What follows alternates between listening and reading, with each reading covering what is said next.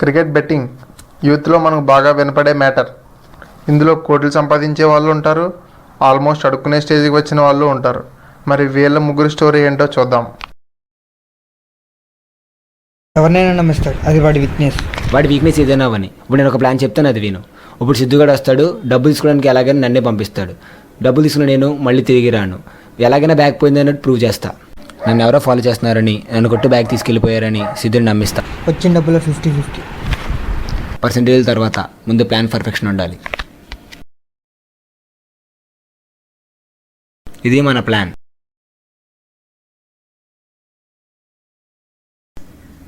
హాయ్రా, ఈరోజు India England match దేని వేస్తే బెటర్ రా? ఈ ఒక్క మ్యాచ్ నెగ్గితే చాలురా, లైఫ్ టర్న్ అయిపోద్ది. కానీ రిస్క్ చెయ్యాలి. చేయడమే రిస్క్. మరి చేయకపోతే అలా? బుకింగ్ డబ్బులు ఇమ్మని అడిగాం, వాడు కాల్ చేశాడా? కాల్ చేయలేదు, కాల్ చేస్తే లిఫ్ట్ చేయలేదు. వాడికి ఎంతో కొంత పర్సెంటేజ్ ఇద్దాం రా, వాడికి కాల్ చేయి.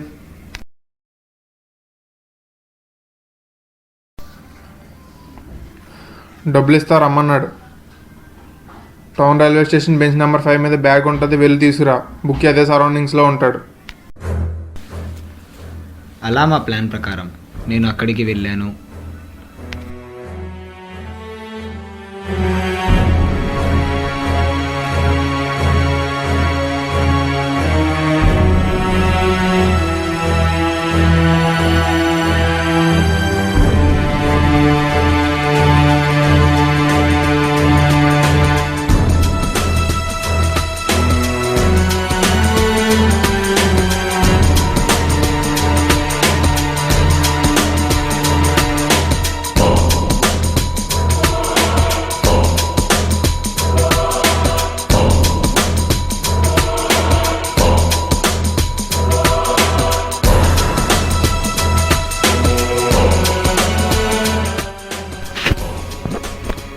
మేము అనుకున్నట్టుగానే సిద్ధుని నమ్మించాం. కానీ సిద్ధుకి డౌట్ వచ్చి నేనుండే ఏరియాకి వచ్చాడు.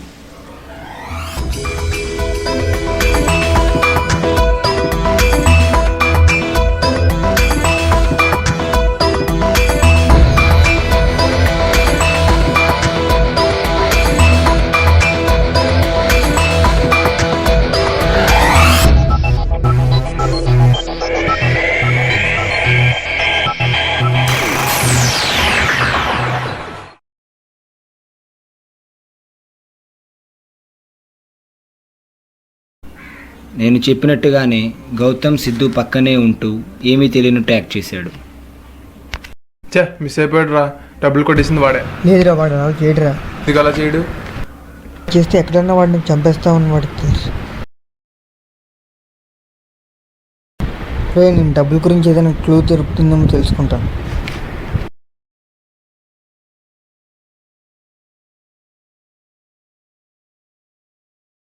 కానీ ఒకరోజు గౌతమ్ మీద డౌట్ వచ్చి సిద్ధు గౌతమ్ని ఫాలో చేశాడు.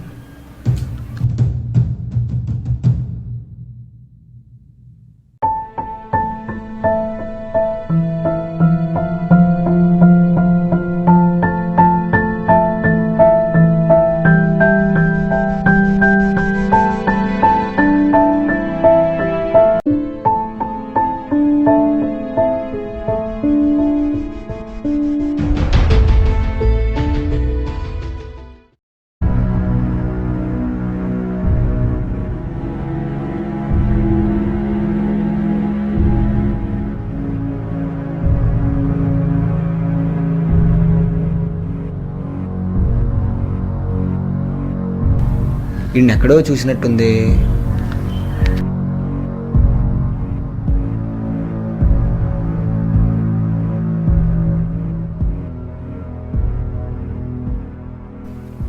వాడికి ఏమైనా డౌట్ వచ్చిందా?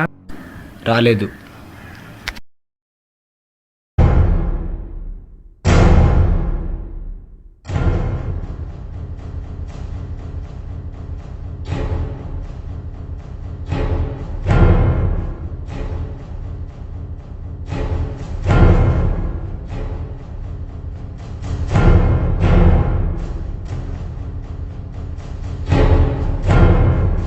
ఏంట్రా అర్జెంట్గా కాల్ చేసి రమ్మన్నావు?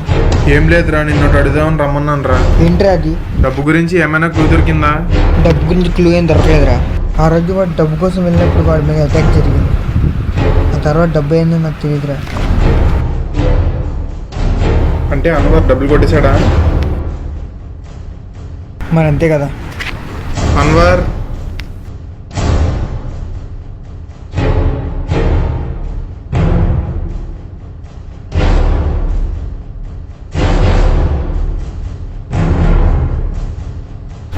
నన్ను అక్కడ చూసి షాక్ అయ్యాడు గౌతమ్.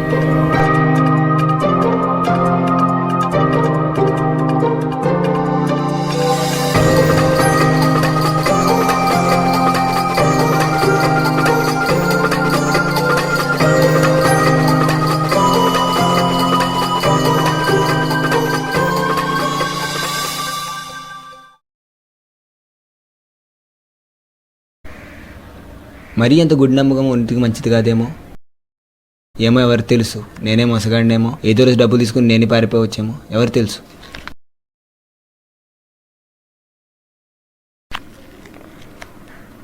అయితే మన ఈ గేమ్లో ఎవరు లాంటి వారు తెలుసుకోవడానికి చిన్న టెస్ట్ పెడదాం.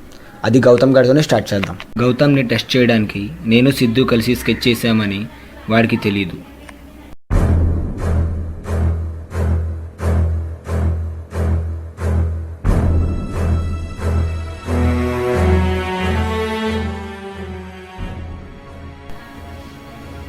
నేను బ్యాగ్ దగ్గరికి వెళ్ళడం, ఫోన్లో సిద్ధుకి నన్ను ఎవరో కొట్టి బ్యాగ్ తీసుకెళ్ళిపోయారని చెప్పడం, ఇదంతా సిద్ధుతో నేను వేసిన స్కెచ్.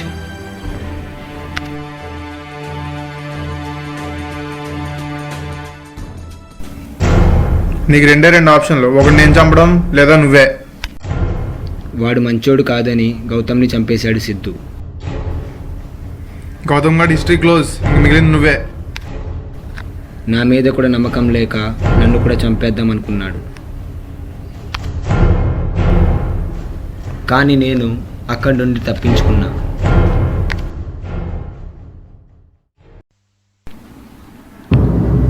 ఒకవైపు సిద్ధు తన క్లోజ్ ఫ్రెండ్ అయిన ఆర్కే ఒక్కనే నమ్ముతాడు. ఆర్కే ఒక విలన్. గౌతమ్ గారిని చంపేశాను రా. డబ్బులు సేఫేనా?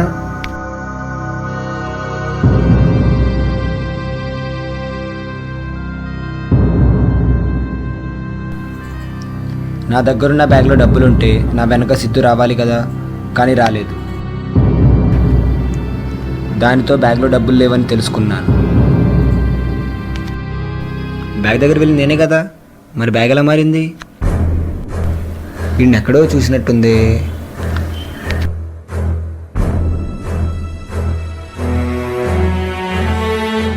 ఆ రోజు నేను వెళ్ళినప్పుడు ఎవరికి డౌట్ రాకూడదని అక్కడే ఉన్న ఒకరిని ట్రైన్ డీటెయిల్స్ కనుక్కున్నా. నేను అడిగింది ఎవరినో కాదు, ఆర్కేని. RK Siddhu friend. మరి అక్కడెందుకు ఉన్నాడు అంటే, నన్ను పంపించక ముందే సిద్ధు ఆర్కేని అక్కడ పంపించి బ్యాగ్ మార్చేశాడా?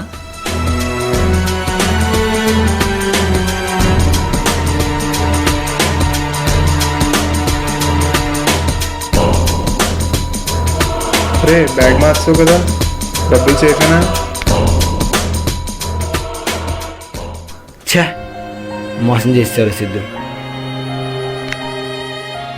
అయోమయ స్థితిలో లెగుస్తాడు సిద్ధు. కానీ తనని మోసం చేశాడన్న విషయం తట్టుకోలేక సిద్ధు ఆర్కేని చంపేద్దామనుకుంది.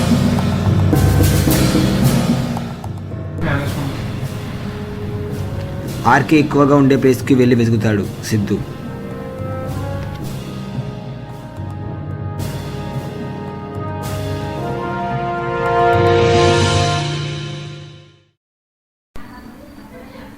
కానీ ఆర్కే దొరకడు.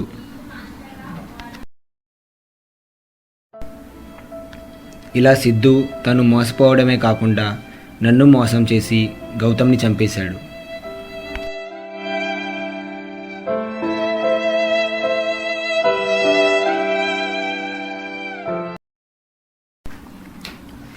ఇలా కేవలం ఒక మనీ బ్యాగ్ కోసం వాళ్ళలో వాళ్ళే గేమ్ ఆడుకుంటారు. అన్వర్ సిద్ధు గౌతమ్తో గేమ్ ఆడితే సిద్ధు అన్వర్తో గేమ్ ఆడాడు.